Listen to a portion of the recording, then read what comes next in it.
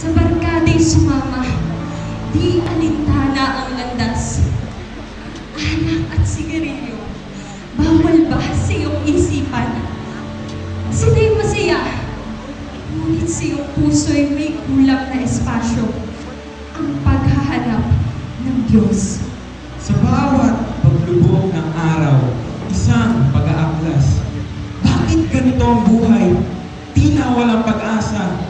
Hanggang sa isang araw, ang pangalan ni Jesus narinig sa paligid at nagmulat ng mga mata. Narinig niya ang Ebanghelyo mula sa kaibigan tungkol sa pagmamahal ng Diyos na hindi nagbabago at biglang naglalaho.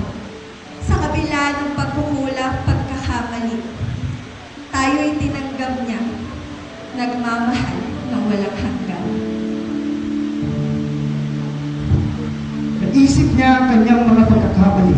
Ang pagtakbo ng kanyang buhay ay kung saan-saan. At tila pa walang kabuluhan ang kanyang mga ginagawa. Napaisip, nagtanong, totoo nga ba ang Diyos? Ang puso'y naguguluhan at ang kaluluwa'y nalulungkot. Ngunit sa pagsunod kay Jesus, nakita niya ang liwanag. Nadiliman ang kanyang puso, unti-unting naglaho. Nilapitan ni Jesus, may mga bisig na bukas, na nablos ang sugat, pagmamahal ay binuhos. Hindi alam, kundi sa biyayang nagmumula sa langit na kayamanan.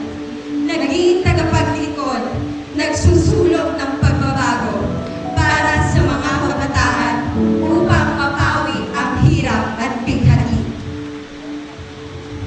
Sa kanyang mga salita, damdamin ay sumasalamat.